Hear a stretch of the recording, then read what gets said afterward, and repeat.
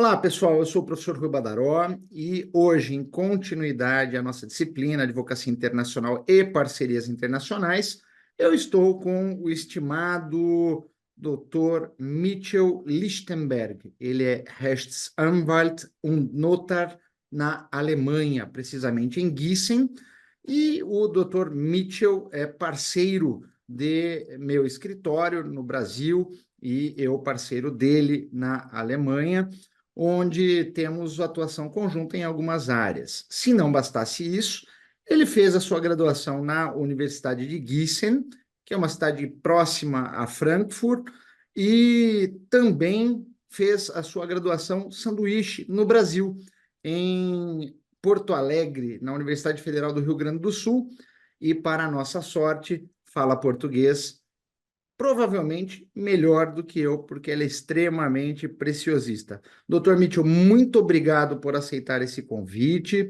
e será uma grata satisfação ouvir os teus conhecimentos sobre a advocacia na Alemanha.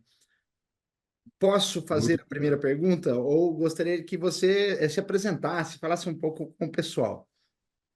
ok, muito obrigado. Estou muito contente que você me convidou para esse bate-papo internacional. Eu aqui na Alemanha, você está no São Paulo, provavelmente, São Paulo. agora Isso. em casa, no seu escritório. Enfim, meu nome é Michel Lichtenberg, pronunciou muito bem, obrigado. Seu alemão está ficando Dankeschön. cada vez melhor. E, enfim, eu sou advogado aqui na Alemanha, me formei aqui em Gießen, numa universidade, cidade universitária, se chama ela até oficialmente Cidade Universitária de Gießen, e que é perto de Frankfurt. Sou formado em Direito, depois eu fiz mais uma formação para virar tabelião aqui, o notário, e eu trabalho um pouco menos na área de advocacia, mas eu sou também administrador de falências.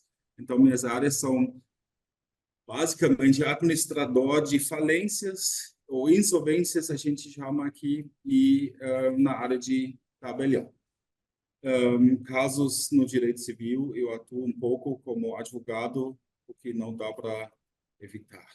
Muitíssimo É, obrigado novamente, Mitchell. Vamos lá.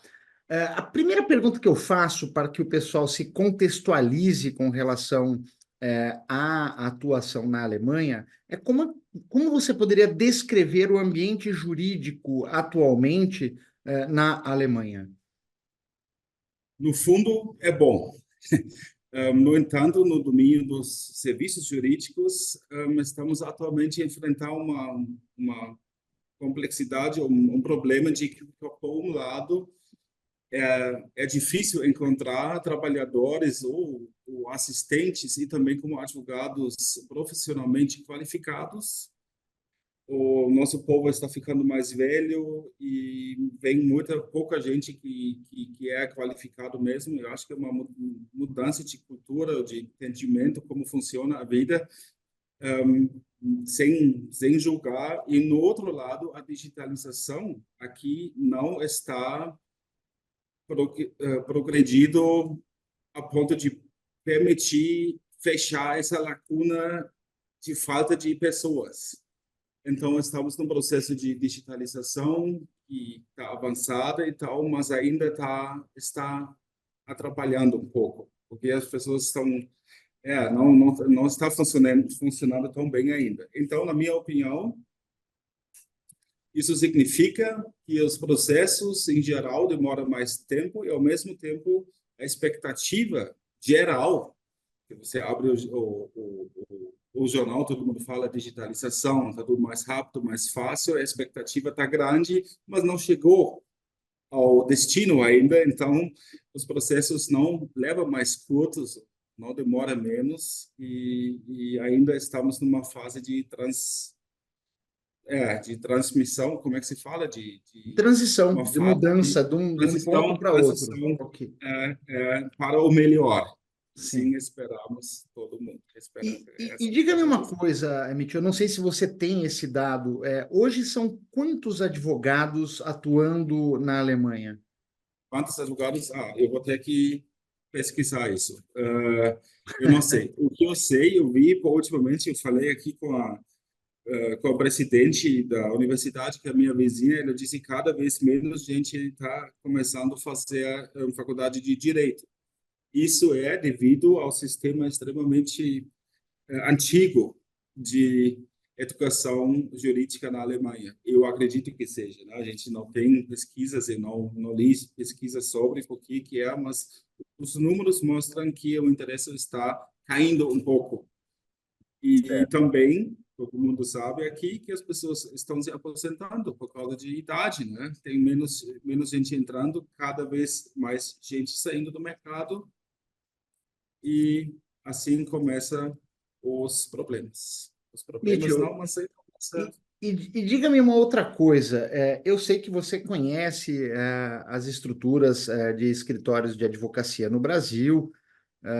Não vou dar spoiler, né? Mas eu sei que você é casado com uma brasileira que também é advogada no Brasil e na Alemanha. E isso faz com que você consiga transitar bem entre os dois, abre aspas, mundos jurídicos. Assim, eu pergunto para ti, na sua percepção pessoal, quais são as principais diferenças entre os escritórios de advocacia na Alemanha e no Brasil? Bom, eu já fiz estágios. O que vamos começar com o que é mais comparável? Eu acho que tanto os brasileiros quanto os alemães, os escritórios estão cheios de trabalho, principalmente nós todos temos bastante tarefas para fazer e estamos ocupados. Isso é um bom sinal para todo mundo que quer atuar na área, mesmo com muitos advogados, e que sei no Brasil tem muito advogado, muito mais advogado, mas quem está interessado em trabalhar bem vai estar ocupado e cheio de trabalho. Eu já fiz estágios no Brasil durante a minha formação, então só para conhecer um pouco como é que é, eu fiz em Porto Alegre em 2 escritórios, um menor e um maior. O que eu percebi lá que vocês no Brasil trabalham muito com estagiários universitários. Na prática,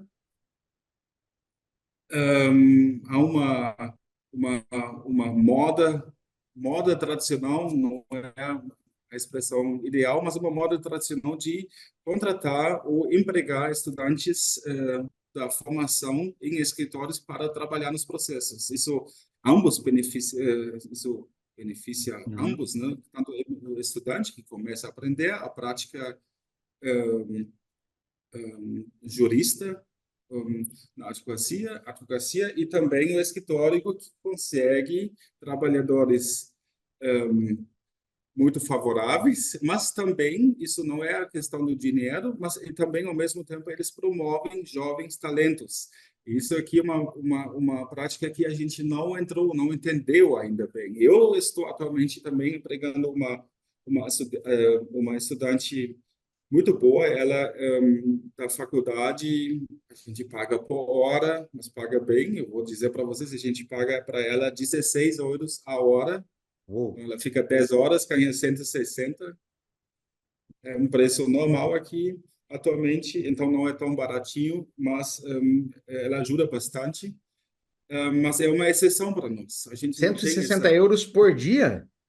Não, se ela ficar 10 horas trabalhando, Ok. 16 a De acordo hora, com enfim. a quantidade de horas que trabalha por dia. Ela Ok. vem quando quiser, então a gente marca, mas é isso aí. A gente não trabalha tanto com assistentes universitários na Alemanha, e assim estamos perdendo a chance de agentes e mostrar, vem aqui trabalhar conosco, que a gente está precisando de gente. E isso está começando um pouco mais, mas eu acho muito bom essa prática no Brasil, que vocês começam desse início já pescando talentos novos e ambos se beneficiam com essa prática. Isso é uma diferença que eu percebi rápido, mas, no outro lado, trabalho é trabalho. Vocês usam mais terno e gravata, como nós, ainda, né? Aqui a gravata morreu, mas, em geral, o trabalho é parecido. Ok. Eu acredito que seja parecido. Sim. E diga-me uma outra coisa: não existe nenhuma vedação, né, para o estudante ir trabalhar, é só um costume. Não, não. Você tem que fazer uns 3 estágios obrigatórios durante a formação, há 2 semanas. Um tem que ser no tribunal, os outros 2 você pode escolher na área jurídica. E não, são 4 semanas. 3 estágios a 4 semanas. Eu recebo bastante aplicações, posso fazer estágio. Daí a pessoa vem e daí eu pergunto o que você quer. Ah, eu gostaria a estampa. Eu fiz o estágio. Em Porque tem que procedimento descansar um padrão. pouco. Às vezes é assim. Estudante. Estudante, né? Terceiro semestre.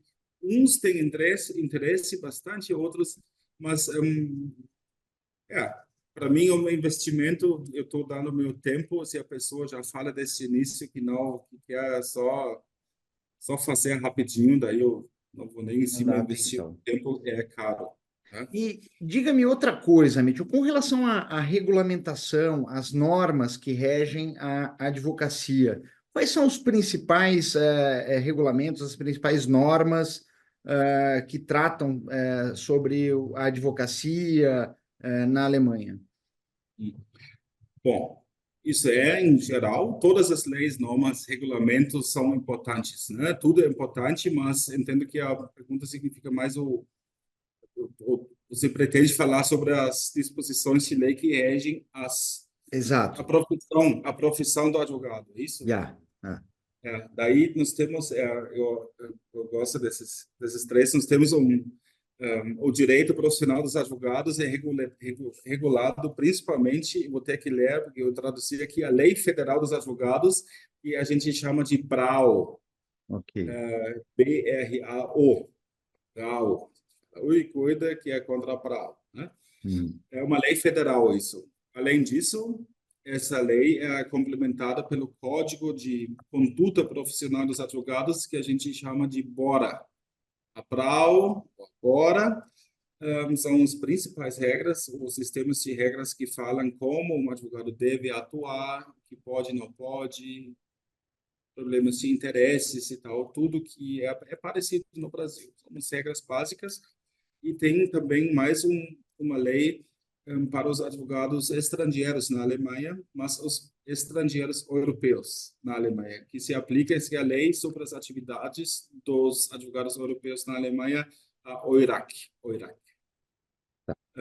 Bom, são basicamente essas leis federais que se aplicam um, nas perguntas de profissão do advogado. Certo. E com relação especificamente à atuação do advogado estrangeiro, existe alguma possibilidade, por exemplo, do advogado brasileiro que queira atuar como advogado na Alemanha? O que ele deve fazer para que ele possa atuar na Alemanha? É. Um,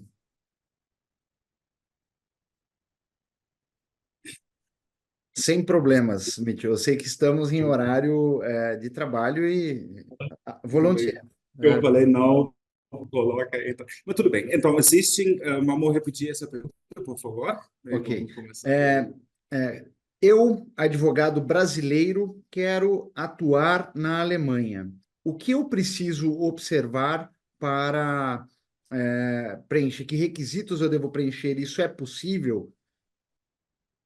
Bom, é possível, sim. Tem portas que se abrem e outras se fecham, como a gente já discutiu outras vezes. Vamos começar na história do Brasil e o Portugal. Eu vou falar um pouco sobre o caminho que minha esposa fez, que é advogada brasileira, na Ordem dos Advogados lá do Rio Grande do Sul. Começou, fez um mestrado aqui e começou a trabalhar. E daí ela se inscreveu, a gente fez uma viagenzinha, 3 horas de avião para Lisboa, só para se aplicar lá na Ordem dos Advogados na Lisboa. Foi rapidinho, foi bonito, viagem legal. E 2 semanas depois ela virou advogada Português. portuguesa. Se tornou advogada Maravilhoso, portuguesa. apenas por ser brasileira. por causa da história da colonização, enfim, você deve saber até melhor, porque você é Fique em paz, advogado. pessoal que está acompanhando eu e o Mitchell. Eu vou explicar sobre o acordo de reciprocidade entre Brasil e Portugal, que já não mais existe desde julho Sim, do ano passado. Mas exatamente. avancemos, vamos lá. Infelizmente fechou essa porta. Isso queria dizer que portas abrem e fecham, mas isso foi um caminho comum para você e outros para poder se aplicar ou poder atuar aqui no mercado europeu como advogado de país terceiro, como é o Brasil, né? Assim como advogado europeu, você pode atuar em toda a Europa. Nós somos abertos aqui. Europa é a Europa. Nós somos, enfim, os Estados Unidos da Europa e sem fronteiras. Então, você como advogado português pode começar a abrir um escritório aqui isso no meu lado, ou ser sócio meu. A única coisa que você tem que fazer é se inscrever na ordem dos advogados aqui da região, seria a ordem dos advogados em Frankfurt, a Rechtsanwaltskammer em Frankfurt. E daí você não pode se chamar de Rechtsanwalt, mas como vai ter que escrever advogado Lisboa, por exemplo, ou sei lá, advogado da Roma, da Itália, enfim. Ok. No caso do Depois Rui de 3 anos, Badaró, advogado em Lisboa. Pronto. sim, mas você atende basicamente tudo, tem umas coisas ou outras que você não pode, umas disciplinas que é proibido para um advogado europeu de atuar, um, por exemplo, no direito penal.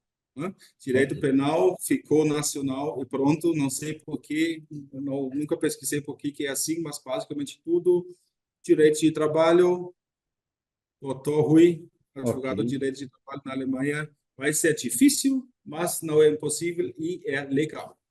Agora, depois que você atuar como ou independente ou como empregado de uma empresa, depois de 3 anos, você tem o direito de virar advogado alemão mesmo. Igual eu, sem formação nenhuma, eu acho maravilhoso essa ideia. A gente está dentro desse processo agora com a Lu, com minha esposa. É um processo burocrático, mas não tem prova, não tem nada mais. Você só tem que passar pela fase de aplicação, que é assim, você tem que provar que você atuou 3 anos na área do direito alemão. Pode ser, no caso dela, direito dos mercados de capitais, pode Uhum. ser direito de trabalho internacional. Importante é você trabalhar no dia a dia com direito alemão. Certo. E A daí você prova é pode obter feita o através de uma título. tabela, Aham. E né? daí pode obter o título, depois de 3 anos, de Rechtsanwalt. Exatamente. Perfeito. Mitchell, Tudo diga-me uma isso está outra coisa. naquele, Oi? tudo isso está, aquele processo está tudo explicado naquela lei OIRAC, aquela Ah, lei na de OIRAC. atividades dos advogados europeus na Alemanha. Agora, como brasileiro que não tem nenhuma chance de virar português, advogado português e tal, você tem que achar um meio de virar advogado espanhol, português, uma coisa, porque eu não recomendo muito vir para a Alemanha, começar a estudar alemão e depois fazer o curso do direito. Só se você tiver, sei lá, 15 anos e já sabe que o seu caminho é, porque leva muito tempo fazer essas provas. Eu não conheço nenhuma outra entrada. Tem que ser através de um país europeu que não tem, que facilita um pouco em comparação da Alemanha. Mas uma vez entrado na Europa, você está na Europa e daí aplica essas regras Ok. que a gente comentou agora. Mitchell, diga-me uma coisa. Existem áreas específicas do direito que são mais promissoras hoje, possuem alta demanda na Alemanha? E o que você me diz a respeito disso? Depende como vou entender essa pergunta. Em termos financeiros, basicamente é possível, tudo é possível em todas as áreas, né? Desde que você tem interesse de trabalhar bastante enfim, e por causa dos jovens advogados, o mercado está ficando mais interessante para todo mundo. As áreas específicas que estão atualmente interessantes ou estão mais em moda sempre vêm junto com a onda da economia e com a política e tal. Eu estou sentindo bastante que a área das insolvências, falências, bankruptcy, todas essas coisas também como mercado de capitais, direito comercial que vem sempre junto, né? Mas isso está atualmente bastante forte e bom, é bastante procurado. Também o que é sempre e vai ser nos próximos 20 a 30 anos também é a área do direito sucesso, como é que se chama? Sucessório. Porque Sucessão, ok. porque o povo está ficando velho, né? A galera morre, muito dinheiro é transferido da uma para outro e tal para baixo, empresas e daí essa área é interessante. Eu acredito no mínimo mais 30 anos. Então, paralelo ao direito sucessório, eu imagino que o direito tributário também seja extremamente Sim, interessante. uhum, com certeza. Tá. Diga-me uma outra coisa, Mitchell, com relação às parcerias internacionais. Quais são os principais desafios e os benefícios de se estabelecer uma parceria internacional entre escritórios alemães e brasileiros? Na minha opinião, esse tipo de parceria tem sempre a origem ou se iniciam ou é devido aos contatos pessoais dos sócios depende, né? Depende também do tamanho do escritório, dos escritórios. Nós ambos temos escritórios menores. Sim. Eu conheço gente que trabalha em escritórios que tem 3.000 advogados mundialmente e tal. Então, para mim, começou a área, me interessar, o Brasil começou com a universidade. Isso vem de longos tempos atrás. Vamos fazer um intercâmbio, onde Espanha, já conheço, bam, bam, bam. Brasil, surgiu o Brasil, achei interessante, sem saber muito, fui lá. Bom, e assim começou, né? E hoje em dia eu falo um pouco português, só morei lá, eu sou casado com uma brasileira e agora temos uma parceria entre os nossos escritórios, tudo devido ao intercâmbio de que começou em 2007. 2007 foi para o Brasil. Então, eu acho os desafios não são desafios, é a vida que leva a gente para o lugar certo se você andar de mente aberta pelo mundo. Agora, nós temos, quando os escritórios de advogados atingem uma certa dimensão grande, estão ficando grande, eles próprios entram no mercado estrangeiro e se aplicam lá e são grandes. Por exemplo, aqui em Frankfurt temos um número grande de sociedades de advogados internacionais, estrangeiras, inclusive, que quero dizer, quase todos os mundiais, Linklaters, Hogan Lovells e Freshfields, e todos esses estão presentes em Frankfurt, tanto como Nova York, Singapura e em Sydney, África do Sul, em todos esses países. Mas assim você não começa. Você começa Na Alemanha, então, não há nenhum tipo de barreira, como existe no Brasil, dessas grandes bancas de escritórios de advocacia se instalarem. não, nós temos, eu vi isso, né? Por exemplo, o Aham. Freshfields tem em São Paulo também como Hogan Lovells, mas sobre uma bandeira brasileira, Sim. igual na Tailândia, né? Na Tailândia também não tem isso. Eu sei que não pode abrir, mas aqui eles podem. Não tem essa barreira e por mais eu tenho bastante amigos, inclusive sócios desses grandes escritórios que são mesmo grandes, né? Fazem bilhões de faturamento anualmente. Aqui todo mundo é igual, se não for trabalhar num escritório internacional de advocacia, porque eles têm uma rede em Dubai, onde não paga imposto, aqui paga muito imposto. Eles têm uma rede nos Estados Unidos que paga um pouco imposto, no Brasil paga médio, a gente é altamente tributado. Eles fazem um convênio com a Receita aqui e falam, olha, vamos negociar o imposto que a gente paga. Senão, a gente vai para Dubai. Pronto, pronto. E esse é o poder desse tipo de escritório hoje em dia. Achei interessante, não acreditei. Nós pagando 45% e os caras pagam 20%. Qual o percentual que um escritório de pequeno e médio porte paga, Mitchell, de tributo? 45%. Ali, pessoal, 45%. Eu não ia entrar em É. assunto demasiadamente técnico, específico de casos, mas nós citamos, você citou a sucessão, o tributo a ser pago na sucessão também é altíssimo na Alemanha, como na maioria dos países europeus, né? Uhum. Depende Comparando com o também. Brasil. Pois é, mas é um pouco individual, né? Tem um valor de pai para o filho, 400 mil euros são livres, depois começa uma tabela, os próximos 500 mil são 11% e vai subir até 30% ao máximo. Então, se você ganhar 1 milhão, na média você vai pagar uns 8% talvez, 8 a 10. Porque os primeiros 400 são livres, então o cálculo tem que ser feito individualmente, mas bom, quem ganha 10 milhões e paga 15% vai chorar. Vai. Sinto muito, mas ele não vai passar fome depois. Né? Excelente. Pessoal, eu fiz essa pergunta apenas para ilustrar a vocês uma situação prática do cotidiano.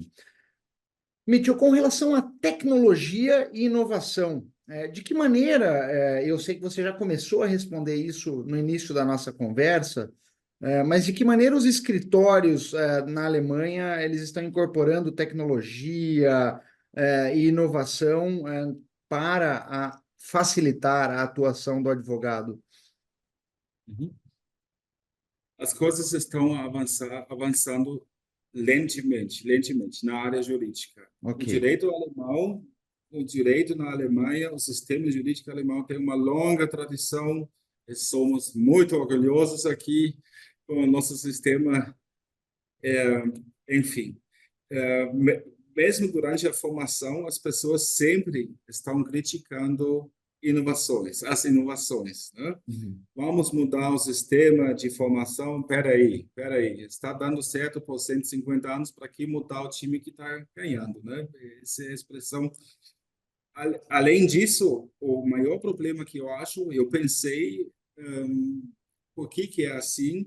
O problema contrário, ao contrário ao Brasil e também nos Estados Unidos, nós temos restrições extremas na área de proteção de dados. Nós Uhum. somos realmente extremistas nesse ponto, sem comparação.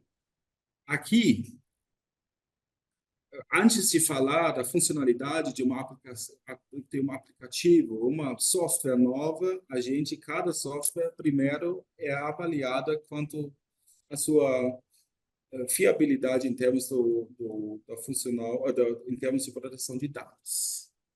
Não protege dados, pode ser bom, mas não vai ser permitido na área jurídica.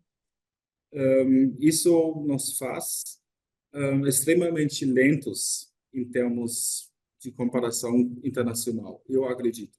Nos Estados Unidos ou no Brasil, vocês são muito mais avançados, até a Itália mais rápida que nós, eles não aplicam uma lei nacional de proteção de dados que eu acredito que isso nos freia, um freio de mão que nós temos aqui. Porque a digitalização, todo mundo sabe, né?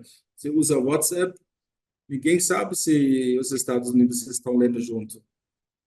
Se você usar aquele outro lá, Telegram, o Telegram, pode ter Israel. certeza que alguém está lendo junto, né? TikTok, quem TikTok, acredita que a China não está informando o que você faz no TikTok? pois. TikTok. Pois. Aqui, usar direito, usando fazer processos jurídicos oficialmente usando o WhatsApp. É impossível, esquece isso. A gente não pode nem mandar coisas pelo WhatsApp. Se eu mandar um processo, um PDF para ti pelo WhatsApp, eu já tô ultrapassando as linhas permitidas, porque não posso garantir que os dados estão protegidos. Na verdade, a gente sabe que não estão protegidos, porque você coloca no WhatsApp, está no mundo, mas, enfim, eu acho que a tecnologia, a inovação, a gente faz parte desse processo, mas na área jurídica, só na área jurídica, estou falando, estamos um pouco mais devagar com questões políticas. É, Políticas, pode-se dizer culturais também? Eu acho que a origem é cultural, é histórico, né? Porque a lei, depois da Segunda Guerra, a lei foi o mais importante essa história, a nossa lei tem muita tradução, vem dos leis romanos, é muito importante o pensador alemão, né? E ficou nas cabeças, e também é importante. E temos o direito de ser orgulhoso pelo nosso sistema, mas não podemos perder o trem para o futuro também, né? Então, na Nesse ponto, sequência, eu já vou fazer uma outra pergunta. Como a cultura jurídica alemã influencia a forma de atuação do Rechtsanwalt no país?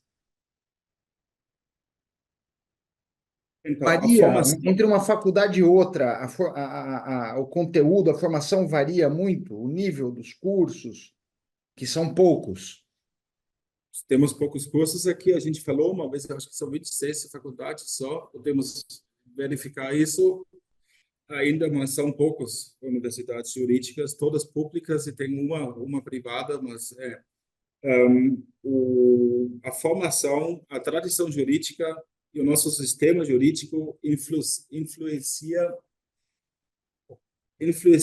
o dia a dia do advogado, não tanto, mas a gente aprende na faculdade a teoria só, apenas pura teoria. Ok. Várias teorias sobre direito, é tudo teórico, e daí você começa a trabalhar e sente a realidade um pouco, que você tem que saber empreender, você tem que atuar com outras pessoas, não só você e o livro, né? E por isso eu acho hoje em dia tem vários professores, isso é um grande problema. Outro e o ponto que eu vejo bastante crítico, eu aprendi o direito com professores que nunca atuaram como advogados. O cara nunca saiu sabe, No nunca saiu Brasil da faculdade. também? O Brasil não tem isso, não conhece nenhum no Brasil que é assim. A Ok. mistura faz o diferencial, mas no Brasil se vira professor por interesse dogmático, mas também por questões econômicas, talvez. É uma mistura. Você gosta de fazer entender às pessoas os novos, os futuros talentos, como funciona o mundo jurídico.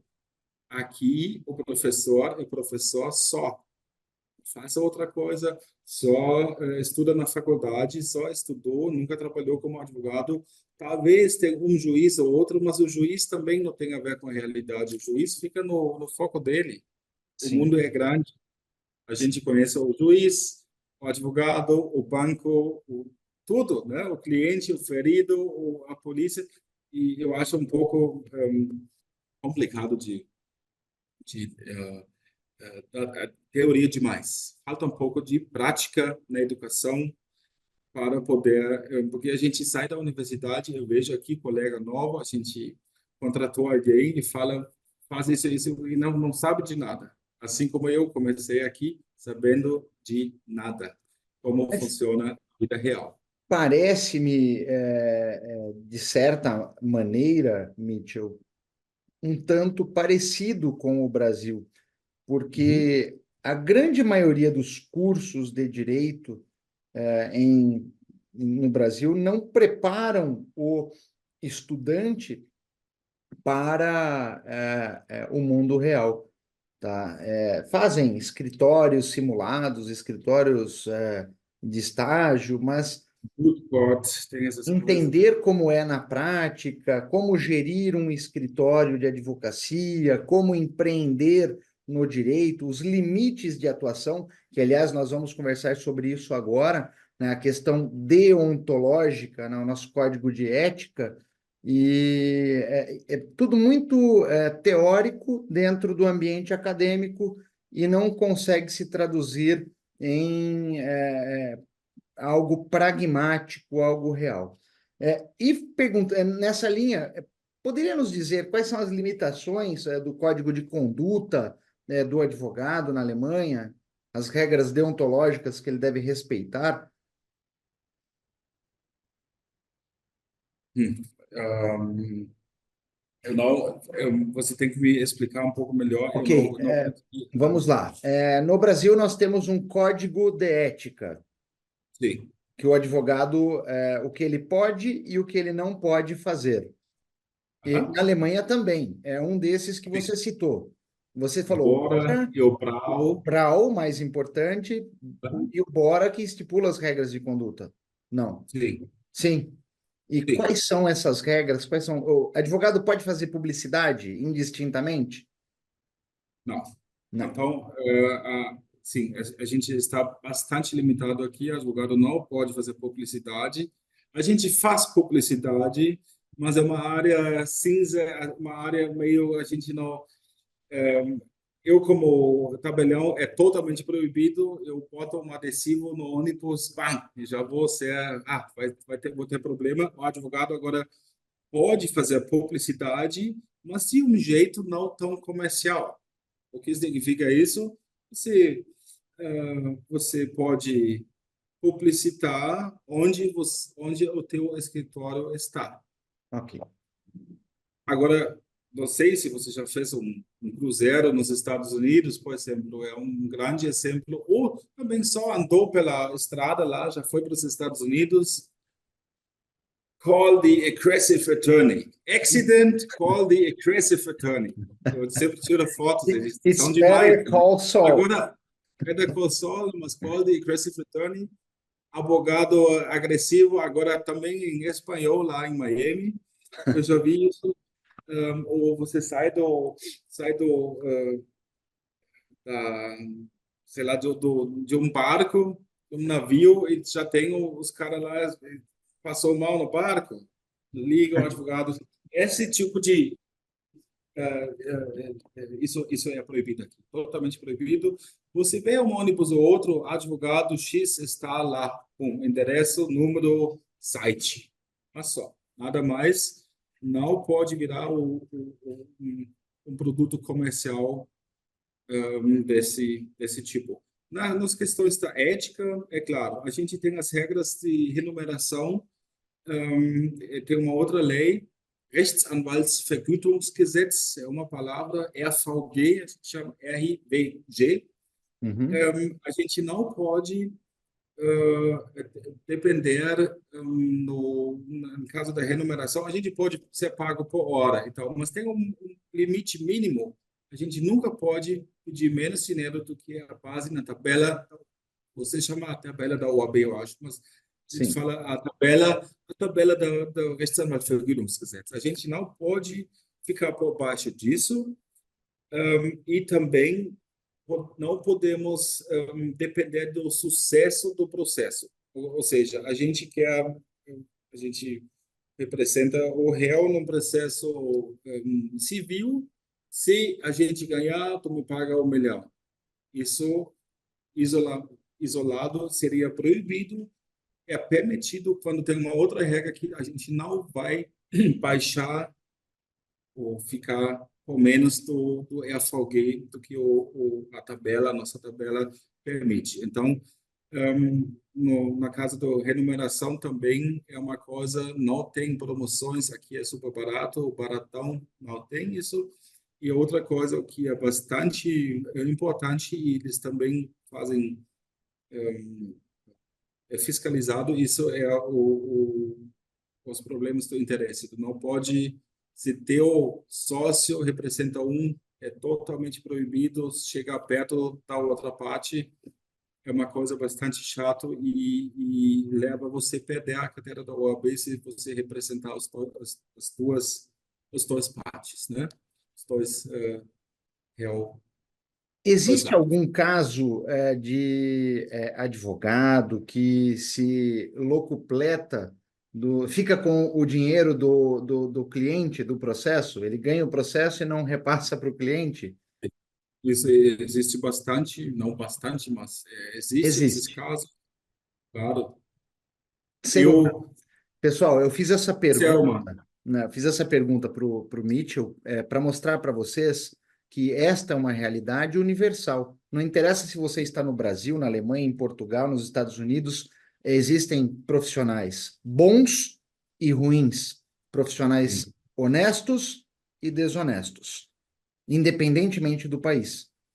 É isso. exatamente, com Perfeito. certeza. Mitchell, pergunta de 1 milhão de euros para que nós Opa, possamos concluir o nosso bate-papo e todos estão querendo saber que dicas você poderia dar para aquele advogado brasileiro que queira formalizar uma parceria com um escritório na Alemanha. depende. Ó, bom, antes de mais, é importante, doutor Rui, é importante aprender alemão. Ja. Como também o alemão, que é uma parceria com o Brasil, é importante falar português. É muito bom falar inglês, ter uma língua comum, mas eu acho que não podemos desvalorizar o fato que, primeiro, o brasileiro tem uma facilidade de aprender alemão e também o alemão uma facilidade de aprender português. Eu não sei explicar, mas é assim. Bom, é começar cedo, né? Faz o intercâmbio, nós temos bastante programas, a CAPES, o DAAD, a nossa começam por aí, começa cedo, não começa com 40 ou 50, não começa velho, você não aprende mais nada, começa quando tem a chance. Primeiro isso, faça o intercâmbio, tenta entender as culturas, essa é a primeira coisa. No entanto, a parceria depende também um pouco do objetivo, né? Do objetivo da parceria. Você quer uma parceria, por exemplo, eu tenho um cliente alemão que empreende no Brasil, tem uma pequena empresa e se confronta com uma lei brasileira. Eu não vou poder ajudar. Pronto, ponto final. Eu não quero estudar direito brasileiro como advogado alemão, então eu preciso de alguém de confiança que eu possa recomendar para meu cliente, para ele se sentir em boas mãos e também não só sentir, para ele estar em boas mãos. A gente pode ser vice-versa, né? Essa coisa. Um, mas como eu vou chegar nesse ponto de conhecer alguém que eu possa confiar, que eu possa mandar meu melhor cliente, meu melhor cliente, se eu se eu não tiver esse personal network, se eu não tiver aquele rede de contatos, você, ou se não tiver esse rede de contatos, você vai conseguir nada no mundo. Eu acho que isso é o mais importante, tanto no Brasil, local, internacional. A rede de contatos é a chave para o sucesso internacional, também nacional, mas especialmente internacional. Talvez seja isso até mais importante do que falar alemão, mas eu acho que quem vem primeiro, a galinha, o ovo, eu acho que a língua, o idioma vem primeiro, e como é que você vai se conectar com alguém sem poder falar ou se comunicar com as outras pessoas. Então, a minha grande dica é abrir a mente, viajar para fora. Não depende isso de dinheiro. Eu também estava sem dinheiro, eu vivi de bolsas. Isso depende de cabeça, sentar. A capa está aberto, a DAD está aberto. Não é para os preguiçosos, é claro. Não é para os que não estão a fim de estudar, mas quem tiver a fim vai ter as chances. Nossos países trabalham bastante junto, eu acho, nessas áreas. Olha, eu comecei com Eu comecei com esse professor, a gente se aplicou para essa bolsa na época do DAAD, se chamava Unibral, o programa, não sei se existe ainda, acredito que ou tem outro parecido, e gastei nada, não precisava de nada de dinheiro para isso, então eu sei que agora falando é fácil, mas eu atendi tantos brasileiros aqui de todas as com dinheiro, sem dinheiro, de todas as origens e para todos deu certo. Então, Bom, Mitchell, muitíssimo isso aí. obrigado. Isso foi um depoimento. E pessoal que nos acompanhou, prestem atenção no que ele disse categoricamente. Quer fazer uma parceria de sucesso? Conheça o idioma num primeiro ponto. Segundo, International Network. Tem que ter networking. Isso é imprescindível. A rede de contato que você estabelece ao longo de sua vida determinará no futuro o sucesso e até onde você conseguirá chegar. É isso. E, não menos importante, um ponto crucial, confiança naquele que será o responsável por coordenar processos com o seu principal cliente, seja aqui no Brasil, seja na Alemanha.